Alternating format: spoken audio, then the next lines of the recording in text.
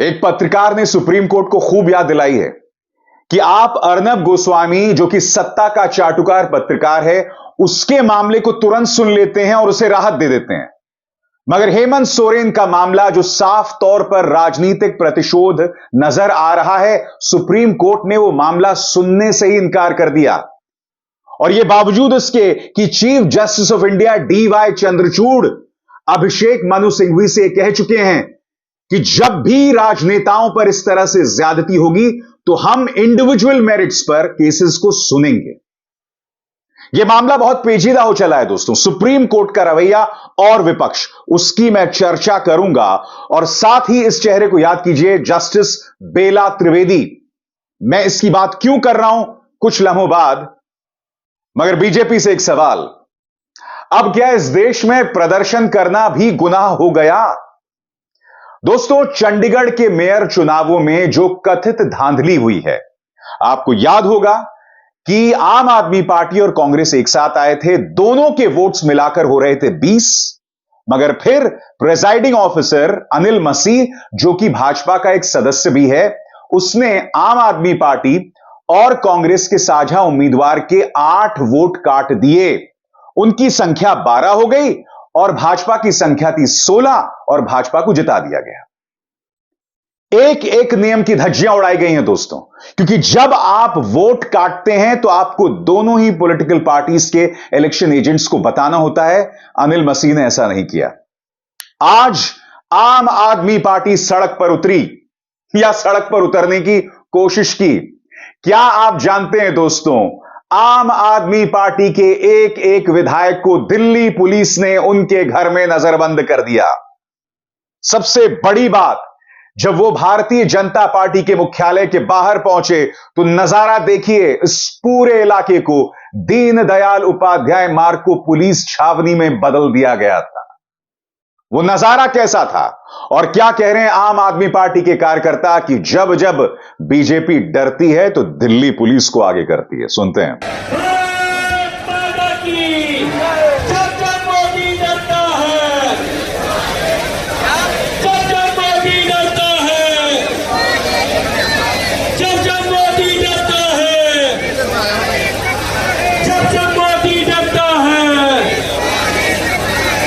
दोस्तों, मामला बहुत हास्यास्पद है दोस्तों। मैं आपको बतलाना चाहूंगा कि सभी अलग अलग जो आम आदमी पार्टी के विधायक हैं, उनके घर के वहां क्या लम्हा था। यह देखिए, आम आदमी पार्टी के ट्विटर हैंडल से बताया जा रहा है कि क्या अब देश में इमरजेंसी लग गई है, शांतिपूर्ण प्रदर्शन भी नहीं कर सकते। मोदी इतने डरपोक और कायर हैं कि अब जनता की आवाज खामोश करने के लिए उनके प्रतिनिधियों को अरेस्ट करना शुरू कर चुका है। इसमें आप देख सकते हैं कि अलग अलग विधायकों के घर में पुलिस पहुंची है। किन किन विधायकों के घर पर, एक एक करके मैं आपको बतला रहा हूं दोस्तों। सबसे पहले आपके स्क्रीन पर ये विधायक हैं प्रोमिला गुप्ता। आप देख सकते हैं कि प्रोमिला गुप्ता के घर पर पुलिस पहुंच गई है, उन्हें डिटेन कर लिया गया है। यहां पर तस्वीर में आप देख सकते हैं कि पुलिस वाले बैठे हैं, सामने प्रोमिला गुप्ता हैं, आम आदमी पार्टी की पार्षद हैं ये, ठीक है। इसके बाद आम आदमी पार्टी कार्यकर्ता अंतुल कोहली के घर के बाहर का नजारा, उन्हें भी अरेस्ट कर लिया गया है। आम आदमी पार्टी का ट्विटर हैंडल कह रहा है कि राष्ट्रीय राजधानी दिल्ली में सरेआम इमरजेंसी लागू हो गई है। बात वहां नहीं रुकती है। अब ये देखिए, पूर्व सांसद और आम आदमी पार्टी हरियाणा अध्यक्ष सुशील कुमार गुप्ता के घर पहुंची मोदी पुलिस। पुलिस का कहना है ऊपर से आदेश है, नहीं जाने देंगे प्रोटेस्ट करने। और मैंने आपको दीनदयाल उपाध्याय मार्ग का नजारा दिखाया था दोस्तों। आपने वहां पर भी देखा था कि किस तरह से पुलिस ने पूरे इलाके को छावनी में तब्दील कर दिया है। सीधी सी बात है दोस्तों, चंडीगढ़ मेयर चुनावों में जो हुआ वो लोकतंत्र का मजाक था। सुप्रीम कोर्ट ने एहसान जतलाते हुए माननीय chief justice of India DY Chandrachud ने कहा कि हम इस मुद्दे को सुनेंगे। दोस्तों, इसी मंच पर मैंने न जाने कितनी बार DY चंद्रचूड़ साहब के साहसी बयानों के लिए उनकी तारीफ की है। मगर दुख की बात यह है कि कथनी और करनी का फर्क अब धीरे धीरे नजर आ रहा है।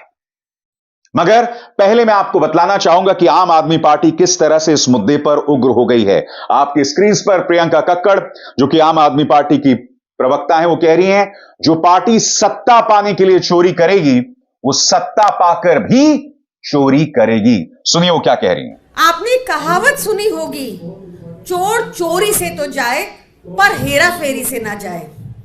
वही आज दिल्ली में हो रहा है। आपने देखा कैसे भाजपा सत्ता पाने के लिए लगातार ऑपरेशन लोटस करती है, खरीद फरोख्त की राजनीति करती है, अब तो वोट चोरी भी करती है, जिसका प्रमाण हम सबके सामने एक वीडियो के जरिए चंडीगढ़ मेयर इलेक्शन में आया। अब कभी कभी ईडी का रूप धारण कर लेती है और आज तो हद ही हो गई। हमारा कॉन्स्टिट्यूशनली प्रोटेक्टेड राइट है एक पीसफुल प्रोटेस्ट करने का, पर भाजपा ने पूरी दिल्ली को एक छावनी में कन्वर्ट कर दिया है। उसी तरह से दोस्तों सौरभ भारद्वाज जो कि आम आदमी पार्टी के विधायक हैं वो कह रहे हैं कि पूरे देश ने देखा कैसे बीजेपी ने चंडीगढ़ मेयर इलेक्शंस में वोटों की चोरी की। अब बसों को रोका जा रहा है, बसों को आगे नहीं बढ़ने दिया जा रहा। आप इन तस्वीरों में देख सकते हैं जिन बसों में भर भर के आम आदमी पार्टी के कार्यकर्ताओं को दिल्ली के दफ्तर के बाहर ले जाया जा रहा था, उन्हें पहले ही रोक दिया गया है। मैं समझ नहीं पा रहा हूं, अगर कोई पार्टी शांतिपूर्ण प्रदर्शन कर रही है तो उन्हें इस तरह से रोका कैसे जा सकता है। भाई भारतीय जनता पार्टी ने भी तो प्रदर्शन किया है, प्रदर्शन करना कोई गुनाह नहीं है। सुनिए क्या कह रहे हैं सौरभ भारद्वाज।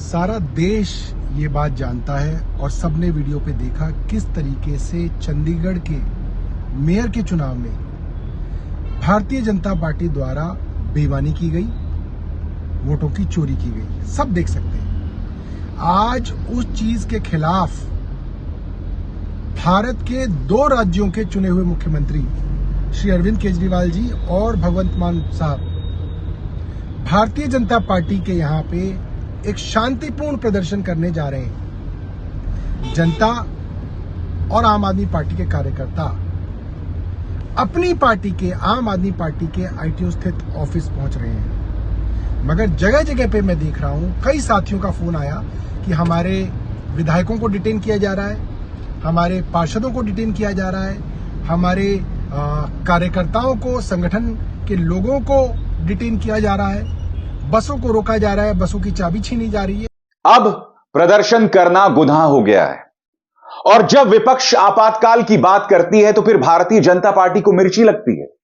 आप मुझे बताइए ना, क्या यह देश अब लोकतंत्र नहीं रहा? क्या संगोल युग में, क्या अमृत काल में प्रदर्शन करने का किसी को अधिकार नहीं है? अगर वो प्रदर्शन कर रहे हैं तो उन्हें पूरा अधिकार है। आखिर क्या वजह है कि आम आदमी पार्टी के कार्यकर्ताओं को रोका जा रहा है? आम आदमी पार्टी और कांग्रेस सिर्फ यही कह रही है कि अगर आपने चंडीगढ़ के मेयर चुनावों में, जो एक छोटा सा चुनाव है, वहां पर यह हालत की है और वो भी कैमरे के सामने, सबने कैमरे के सामने अनिल मसीह की हरकत देखी थी, तो सोचिए बंद कमरे में जहां ईवीएम्स बंद रहती हैं, वो ईवीएम्स जो कि पैरामिलिट्री फोर्सेस की निगरानी में होती हैं, उनके साथ क्या होता होगा? यह सवाल तो उठाया जाएगा ना। मैं स्पष्ट कर दूं, अब भी मेरे पास कोई प्रमाण नहीं है कि ईवीएम को हैक किया जा सकता है, मगर गड़बड़ झाला तो किया ही जा सकता है ना। तो ऐसे में जब विपक्ष सवाल पूछ रहा है तो चुनाव आयोग उसका जवाब देने को तैयार नहीं है। वो जब सड़क पर उतरते हैं उन्हें प्रदर्शन करने का अधिकार नहीं है। मैं समझ नहीं पा रहा हूं इस देश में हो क्या रहा है। जांच एजेंसीज सिर्फ और सिर्फ विपक्ष पर निशाना साधती हैं। कल कपिल सिब्बल हेमंत सोरेन के लिए सुप्रीम कोर्ट गए थे। उनकी गुजारिश सिर्फ इतनी थी, उन्होंने माननीय सुप्रीम कोर्ट से पूछा कि अब राजनीतिक प्रतिशोध के चलते एक एक विपक्ष के नेता को जेल में डाला जा रहा है और उस वक्त केंद्र सरकार के नुमाइंदे सॉलिसिटर जनरल ने कहा था कि दर्जनों लोग जेल में हैं। मगर भ्रष्टाचार के आरोपों में क्या वो लोग जेल में हैं जो भाजपा की गोद में बैठ जाते हैं? चाहे अजीत पवार हो, नारायण राणे हो, छगन भुजबल हो, हेमंत बिश्व शर्मा, जिन पर आरोप थे, वो तो गोद क्या, वो तो मुख्यमंत्री बन गए भाई। मगर जब हेमंत सोरेन का मामला आज सुप्रीम कोर्ट के सामने आया ना दोस्तों, तो कई गंभीर सवाल खड़े कर रहा था। सबसे पहले यह मामला आया जस्टिस बेला त्रिवेदी के बेंच के सामने। जस्टिस बेला त्रिवेदी, अब आप कहेंगे कौन है जस्टिस बेला त्रिवेदी? तो मैं इनका परिचय देना चाहता हूं। जस्टिस बेला त्रिवेदी जब प्रधानमंत्री नरेंद्र मोदी गुजरात के मुख्यमंत्री हुआ करते थे, मैं आपको बताऊंगा 2001 से 2014 के बीच जब वो मुख्यमंत्री थे, तब जस्टिस बेला त्रिवेदी उनकी लॉ सेक्रेटरी थी। यही नहीं, फिर 2016 से 2021 के बीच वो गुजरात हाई कोर्ट की जज थी। वो राजस्थान कोर्ट में अतिरिक्त जज भी रह चुकी हैं। यानी कि एक तरह से कहा जा सकता है कि प्रधानमंत्री नरेंद्र मोदी के सत्ता के बेहद करीबी रही। अब मैं आपको बतलाना चाहूंगा कि आर्टिकल 14 के लिए पत्रकार सौरभ दास ने यह रिपोर्ट की है और सरल शब्दों में मैं आपको बताना चाहूंगा यह रिपोर्ट क्या कहती है। पहली बात, जितने भी राजनीतिक तौर पर संवेदनशील मामले हैं वो जस्टिस बेला त्रिवेदी के पास ही जाते हैं, जो 2001 से 2014 के बीच में लॉ सेक्रेटरी थी प्रधानमंत्री नरेंद्र मोदी जब मुख्यमंत्री हुआ करते थे। कम से कम 8 केसेस जस्टिस बेला त्रिवेदी के पास गए और सौरभ दास की इस रिपोर्ट के मुताबिक जो नियम कानून है, जो दिशा निर्देश हैं, उसकी धज्जियां उड़ाई जा रही हैं। साल 2017 को सुप्रीम कोर्ट के अपने दिशा निर्देश हैं, उसकी धज्जियां उड़ाई जा रही हैं। सबसे बड़ी बात, मास्टर ऑफ रोस्टर्स कौन है, यानी कि कौन तय करते हैं कि किस जज के पास कौन सा केस जाए, वो है chief justice of India DY Chandrachud. मगर तमाम जो राजनीतिक तौर पर संवेदनशील मामले हैं वो जस्टिस बेला त्रिवेदी के पास ही जाते हैं। दोस्तों, मैं आपको बतलाना चाहूंगा कि सौरभ दास की रिपोर्ट दरअसल कहती क्या है। Our analysis of 8 politically sensitive cases before benches, either consisting of Justice Bela Madhurya Trivedi or presided over by her, reveals violation of the 2017 Supreme Court Convention and Rules। 2017 के सुप्रीम कोर्ट के नियम कानून हैं, उसकी धज्जियां उड़ा रहे हैं। जिस तरह से हर मामला, हर संवेदनशील मामला उनको दिया जा रहा है। इस तारीख पर गौर कीजिए दोस्तों, 5 दिसंबर 2023। उस वक्त जस्टिस संजय किशन की जो बेंच है, सुप्रीम कोर्ट का कोर्ट नंबर 2, एक मामले की सुनवाई कर रहा था। और मामला क्या था? केंद्र सरकार जजों के ट्रांसफर में जो देरी कर रही है, वो मामला था। मगर रहस्यमय तरीके से उस मामले को उस बेंच से हटा दिया जाता है। उस मामले में जो याचिकाकर्ता थे, उन्होंने कहा यह तो बहुत ही अजीबोगरीब बात है, मामले को अचानक इस बेंच से ट्रांसफर करके, स्थानांतरित करके कहीं और क्यों भेज दिया गया? तब खुद जस्टिस संजय किशन कौल ने क्या कहा था, मैं आपको पढ़ के सुनाना चाहता हूं। I will just say one thing, I have not deleted the matter. Justice Kaul said in court, I am sure the Chief Justice of India knows about it. Some things are best left unsaid. उन्होंने कहा कि मैं सिर्फ एक ही चीज कहना चाहता हूं, मैंने मामले को नहीं हटाया, मैंने मामले को डिलीट नहीं किया। इस बात का जवाब खुद chief justice of India DY Chandrachud दे सकते हैं। कुछ मामलों के बारे में जितना कम कहा जाए उतना अच्छा। सुप्रीम कोर्ट का एक जज कह रहा है कि कुछ मामलों के बारे में किस रहस्यमय तरीके से कुछ मामलों को एक अदालत से दूसरी अदालत में, एक बेंच से दूसरी बेंच में, एक जज से दूसरे जज को भेज दिया जाता है। इस पर मैं कुछ नहीं कहना चाहता, जितना कम कहा जाए उतना सही। मैंने आपसे कहा कि 2017 का सुप्रीम कोर्ट का अपना दिशा निर्देश है, उसका उल्लंघन किया गया है। कौन सा दिशा निर्देश? आपकी स्क्रीन पर आर्टिकल 14 की रिपोर्ट कहती है, अंग्रेजी में है और फिर मैं उसका हिंदी में अनुवाद करूंगा। Rule number 6 under cases quorum and listing of the Supreme Court Handbook on Practice and Procedure and Office Procedure mandates that if the first quorum, the presiding judge, is not available on a particular day on account of retirement, the case shall be listed before the judge constituting the second quorum, which is the next senior most accompanying judge of the bench. If the second quorum is also unavailable, the case shall not be listed on that day. Hindi में इसका अनुवाद यह है कि rule number 6 के मुताबिक अगर एक मामला एक सुप्रीम कोर्ट की बेंच के सामने आता है और जज मौजूद नहीं है, अगर सीनियर मोस्ट जज नहीं है, तो उनके बाद सीनियरिटी में जो अगले व्यक्ति हैं वो उसकी सुनवाई करेंगे। अगर वो भी नहीं है तो मामले को लिस्ट नहीं किया जाएगा। यह रूल नंबर 6 कहता है सुप्रीम कोर्ट का। और फिर तमाम जो संवेदनशील मामले हैं सिर्फ और सिर्फ एक ही जज के पास जा रहे हैं, वो हैं सम्मानित जज जस्टिस बेला त्रिवेदी, जो कि प्रधानमंत्री के कार्यकाल के दौरान बतौर मुख्यमंत्री वो लॉ सेक्रेटरी हुआ करती थी।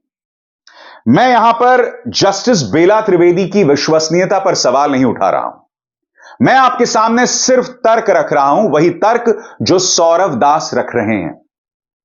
मैं आपके सामने रखना चाहता हूं वो मुद्दा कि खुद chief justice of India DY Chandrachud ने कहा था कि अगर विपक्ष के साथ नाइंसाफी होगी तो हम उस मामले को सुनेंगे जब आप अर्नब गोस्वामी को आजाद कर सकते हैं। तो हेमंत सोरेन के मामले में तो साफ तौर पर दिखाई दे रहा है कि राजनीतिक प्रतिशोध है।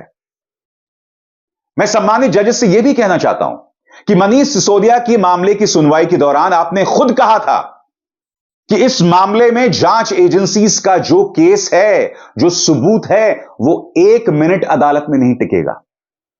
और फिर सम्मानित जजेस ने खुद मनीष सिसोदिया की बेल को रिजेक्ट कर दिया। ये सवाल हैं, पूछे जाने चाहिए, नहीं पूछे जाने चाहिए। मेरे मन में सुप्रीम कोर्ट के लिए बेतहाशा सम्मान है, मगर ये सवाल हैं, नियमों की अनदेखी की जा रही है। कब तक chief justice of India DY Chandrachud खामोश रहेंगे? चंद्रचूड़ साहब, आप तो बहुत ही साहसी बयान देते हैं ना, फिर क्या वजह है कि आप जो कि मास्टर ऑफ रोस्टर्स हैं, आप जो कि यह तय करते हैं कि किस जज के पास कौन सा केस जाए, हर राजनीतिक तौर पर संवेदनशील मामला जस्टिस बेला त्रिवेदी के पास जाता है? ये सवाल हैं, ये किए जाएंगे। ईडी के पक्षपातपूर्ण रवैये पर सवाल किए जाएंगे। अगर ईडी 100 केसेस करती है, 100 छापेमारियां करती है, तो 100 में से 97, 100 में से 97 केसेस विपक्ष के होते हैं। मैं आपको एक और चीज बताता हूं जाते जाते। पेटीएम को लेकर रिजर्व बैंक ऑफ इंडिया ने कड़े तेवर अपनाए हैं। मैं आपको बतलाना चाहूंगा कि मीडिया रिपोर्ट्स के मुताबिक मामला मनी लॉन्ड्रिंग का भी दिखाई दे रहा है। मगर क्या ईडी ने पेटीएम पर छापा मारा? क्योंकि मैं नहीं भूला हूं कि उनका जो मालिक है विजय शेखर शर्मा, वो प्रधानमंत्री नरेंद्र मोदी का परम भक्त है, उनके गुणगान किया करता था। क्योंकि जब कैशलेस इंडिया की बात की जा रही थी, तब यह व्यक्ति सबसे आगे हुआ करता था। आज पेटीएम के खिलाफ रिजर्व बैंक ऑफ इंडिया ने सख्ती की है, मगर जांच एजेंसीज, ईडी, इनकम टैक्स अब तक विजय शेखर शर्मा या पेटीएम के दफ्तर नहीं पहुंची है। अब भी आप मुझसे उम्मीद करते हैं कि मैं इस बात पर विश्वास करूं कि जांच एजेंसियां निष्पक्ष हैं और हेमंत सोरेन को जो टारगेट किया जा रहा है वो मामला भ्रष्टाचार का है। वो एक पुराना विज्ञापन है ना, नो उल्लू बनाओइंग, नो उल्लू बनाओइंग। उल्लू बनाना छोड़िए, मुद्दे पर आइए, लोकतंत्र का नाम बदनाम मत कीजिए। अभिसार शर्मा को दीजिए इजाजत। नमस्कार।